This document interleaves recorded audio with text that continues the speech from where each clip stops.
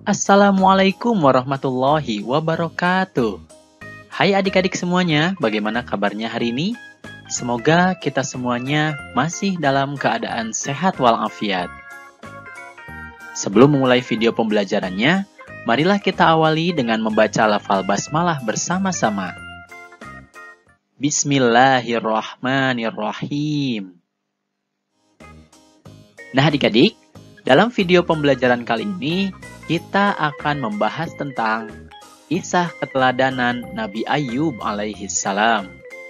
Semoga dengan kalian menyimak video pembelajaran ini, kalian bisa memahami dan juga bisa menceritakan kisah keteladanan Nabi Ayub alaihissalam serta mencontoh keteladanannya. Oke, kalian sudah siap?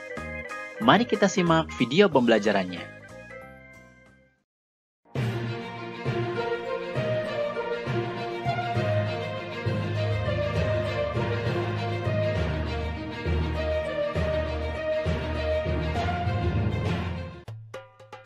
Nabi Ayub alaihissalam adalah keturunan Nabi Ishak alaihissalam bin Ibrahim alaihissalam.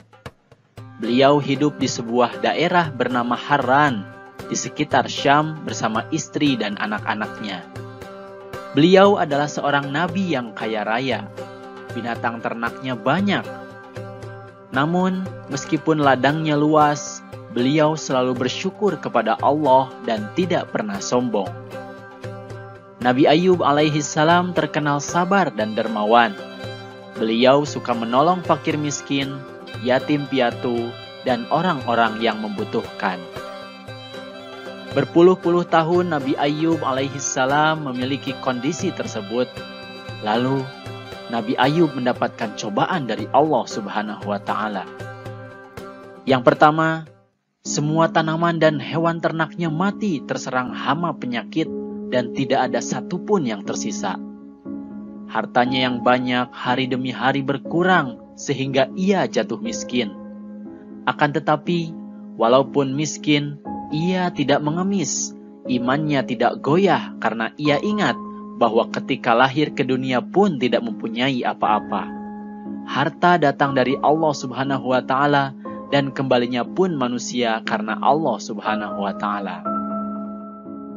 Lalu, Nabi Ayub alaihissalam diuji kembali oleh Allah. Yang kedua, putra-putri Nabi Ayub yang berjumlah 12 orang pun meninggal dunia. Namun, sekalipun musibah silih berganti dan membuat beliau merasa sedih, hal itu tidak membuat dirinya lupa beribadah dan memuji Allah Subhanahu wa Ta'ala. Kemudian pada ujian berikutnya, ketika bangun tidur, tiba-tiba Nabi Ayub alaihissalam diuji dengan penyakit kulit, bisul, panas, dan gatal. Akan tetapi, Nabi Ayub tetap bersyukur dan pasrah kepada Allah. Hari demi hari, penyakit Nabi Ayub semakin parah sehingga orang-orang menjauhinya. Bahkan, mereka mengusir Nabi Ayub alaihissalam ke padang pasir yang jauh dari keramaian penduduk karena takut tertular penyakit. Mendengar hal itu, Nabi Ayub alaihissalam tetap bersabar dan meninggalkan para penduduk itu. 18 tahun berlalu, usia Nabi Ayub semakin tua dan makin kesulitan untuk beraktivitas dikarenakan penyakit yang dideritanya. Namun dengan kondisinya yang miskin, Nabi Ayub hanya bisa pasrah dengan keadaan yang tak kunjung sembuh. Hingga pada suatu saat, istri Nabi Ayub yang bernama Rahmah bertanya kepada Nabi Ayub alaihissalam, "Wahai Nabi Ayub, sampai kapan penderitaan ini akan berakhir? Kita sudah kehilangan harta, anak-anak, dan kesehatan yang pernah dimiliki." Mendengar ucapan istrinya itu, Nabi Ayub alaihissalam terkejut. Perkataan itu menandakan bahwa keimanan istrinya mulai lemah. Beliau lalu menegaskan bahwa istrinya telah mudah diperdaya oleh iblis. Rahmah kemudian bertanya kepada Nabi Ayub alaihissalam, "Mengapa engkau tidak berdoa kepada Allah agar segera bebas dari kesengsaraan ini?" Nabi Ayub alaihissalam kemudian balik bertanya, "Berapa tahunkah kita mendapatkan kesenangan dan bahagia?" Rahmah menjawab, "Sudah berpuluh-puluh tahun." Nabi Ayub alaihissalam bertanya lagi, "Berapa tahunkah kita menderita?" Istrinya menjawab, "Kurang lebih 18 tahun." Nabi Ayub alaihissalam berkata, "Aku malu kepada Allah. Engkau begitu lama hidup senang, sementara baru sebentar menderita, engkau sudah goyang keimanan. Maka mulai saat ini, engkau tidak perlu mengurusku lagi. Sekarang juga engkau harus menjauhkan diri dariku. Dan nanti apabila aku sembuh, engkau pasti akan kupukul 100 kali sebagai hukuman atas kelemahan imanmu." Sejak hari itu, Nabi Ayub alaihissalam hidup sendiri. Ia menanggung penyakit hingga puncak penderitaannya. Badannya semakin lemah dan tak berdaya. Dia lalu menghadapkan seluruh jiwa dan raganya kepada Allah Subhanahu wa Ta'ala dan memohon petunjuk agar penyakitnya dapat sembuh. Seketika itu, turunlah pertolongan dari Allah Subhanahu wa Ta'ala. Bismillahirrahmanirrahim. Allah berfirman, "Hantamkanlah kakimu. Inilah air yang sejuk untuk mandi dan untuk minum." Quran Surat Shad ayat 42. Mendengar hal itu, Nabi Ayub alaihissalam langsung bangkit dari tempat tidur dan menghentakkan kakinya ke tanah. Lalu keluarlah air dari bawah kakinya tersebut. Lalu digunakanlah air itu untuk mandi dan minum. Dan seketika itu, hilanglah semua penyakit dari badan Nabi Ayub alaihissalam. Sementara itu, istri Nabi Ayub alaihissalam yang sudah lama meninggalkannya, datang menengok Nabi Ayub. Dia pun terkejut. Dilihatnya Nabi Ayub alaihissalam sudah segar bugar kembali. Perawakannya terlihat muda serta gagah berseri-seri. Mula-mula dia masih ragu. Namun Nabi Ayub segera memanggil dan memegang istrinya. Barulah istrinya hilang keraguannya. Dan dia segera bersyukur kepada Allah Subhanahu wa Ta'ala atas kejadian yang dilihatnya. Nabi Ayub alaihissalam segera ingat janjinya bahwa bila sembuh, ia hendak memukul istrinya 100 kali. Namun ia tidak tega melakukan hal itu. Allah yang Maha Pengasih atas hambanya kemudian mewahyukan kepada Nabi Ayub, "Bismillahirrahmanirrahim, dan ambillah dengan tanganmu seikat rumput, maka pukullah dengan itu dan janganlah kamu melanggar sumpah. Sesungguhnya kami dapati dia atau Ayub seorang yang sabar. Dialah sebaik-baik hamba, sesungguhnya dia amat taat kepada Tuhannya." Quran Surat Shad ayat 44.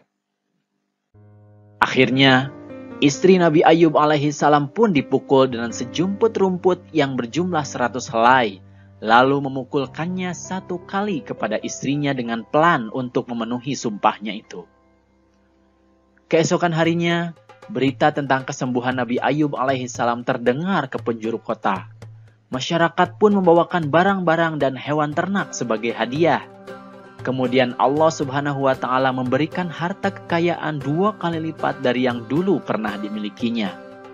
Kemudian Allah pun memberi karunia kepada istrinya dengan hamil anak kembar beberapa kali, sehingga kondisi anggota keluarganya pun kembali seperti sedia kala. Nah adik-adik, itulah tadi kisah keteladanan Nabi Ayub alaihissalam. Beliau diberi ujian bertubi-tubi oleh Allah Subhanahu wa Ta'ala. Nah, dari kisah Nabi Ayub tersebut, kita dapat mengambil hikmah atau pelajaran. Di antaranya, yang pertama, hendaknya kita sabar ketika ditimpa musibah. Seberat apapun musibah yang kita alami, jangan sampai kita lupa bersyukur atas apa yang telah Allah berikan kepada kita. Kemudian yang kedua, jangan lupa untuk berdoa dan berikhtiar. Allah lah tempat kita meminta segala sesuatu. Sehingga hanya kepadanya lah kita harus berdoa. Lalu setelah berdoa, kita harus berusaha atau berikhtiar untuk mendapatkan apa yang kita harapkan. Selanjutnya yang ketiga, jangan sampai kita melupakan janji yang telah kita ucapkan. Sekecil apapun yang kita janjikan, baik kepada orang tua, guru, teman, ataupun sesama, kita harus berusaha untuk memenuhi. Kali ini kita akan membahas tentang Kisah keteladanan Nabi Syu'aib alaihi salam. Kalian sudah siap? Mari kita simak kisah keteladanannya.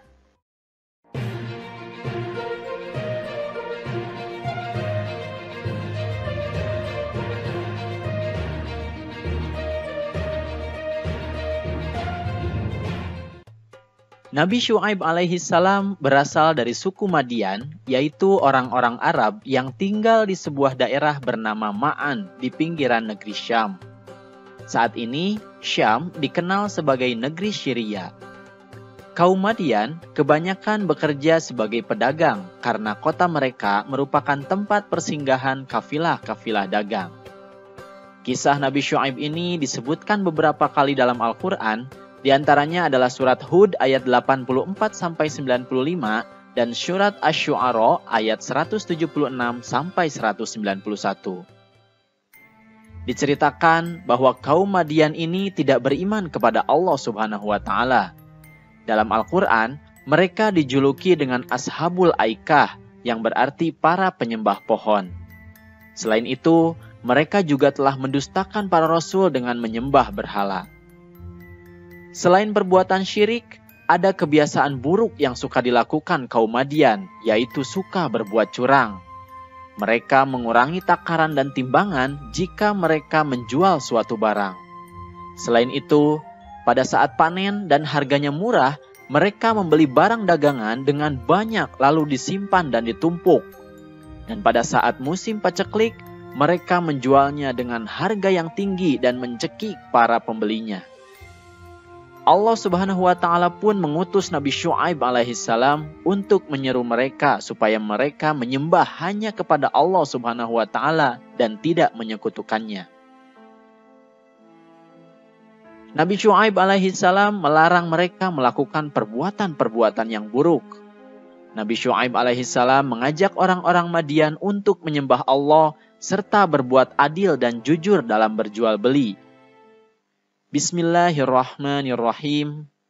Dan wahai kaumku, penuhilah takaran dan timbangan dengan adil, dan janganlah kamu merugikan manusia terhadap hak-hak mereka, dan jangan kamu membuat kejahatan di bumi dengan berbuat kerusakan. Quran Surat Hud ayat 85. Nabi Syu'aib alaihi salam mengingatkan kaumnya pada kenikmatan yang mereka dapatkan agar mereka bersyukur, serta mereka juga harus bertaubat atas apa yang mereka kerjakan, yaitu perbuatan syirik. Kaum Nabi Syu'aib, yaitu penduduk Madian, tetap tidak mau mengikuti ajakannya. Bahkan mereka mengejek dan mengancamnya bahwa jika bukan karena keluarga Nabi Syu'aib, tentu mereka telah menganiaya Nabi Syu'aib. Nabi Syu'aib pun berkata, Bismillahirrahmanirrahim. Dan wahai kaumku, berbuatlah menurut kemampuanmu, sesungguhnya aku pun berbuat pula. Kelak, kamu akan mengetahui siapa yang akan ditimpa azab yang menghinakan dan siapa yang berdusta. Dan tunggulah, sesungguhnya aku bersamamu adalah orang yang menunggu. Quran Surat Hud ayat 93. Kaum Madian benar-benar ingkar. Mereka menolak ajakan Nabi Syu'aib alaihi salam, sedangkan Nabi Syu'aib alaihi salam telah bersabar. Bahkan mereka pun menantang Nabi Syu'aib untuk mengazab mereka. Nabi Syu'aib alaihi salam pun merasa khawatir terhadap kaumnya akan azab yang menimpa mereka. Akan tetapi, atas petunjuk Allah Subhanahu wa Ta'ala, Nabi Syu'aib alaihi salam pun pergi meninggalkan penduduk Madian bersama pengikutnya yang beriman. Setelah beberapa hari Nabi Syu'aib pergi, Allah Subhanahu wa Ta'ala pun membinasakan kaum Madian. Mereka disambar oleh petir yang sangat keras disertai dengan gempa yang sangat dahsyat sehingga mereka pun mati bergelimpangan. Kaum Madian pun dibinasakan dan dijauhkan dari rahmat Allah Subhanahu wa Ta'ala karena menolak untuk beriman kepada Allah Subhanahu wa Ta'ala.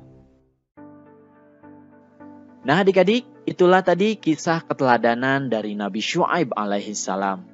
Ada beberapa keteladanan yang bisa kita ambil dari kisah tersebut. Yang pertama adalah kita harus senantiasa berbuat jujur, baik dalam perkataan maupun perbuatan.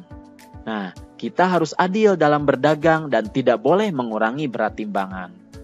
Kemudian yang kedua, janganlah bersikap sombong, apalagi melakukan perbuatan yang dapat membuat Allah murka, karena bisa jadi Allah akan memberikan azabnya kepada kita.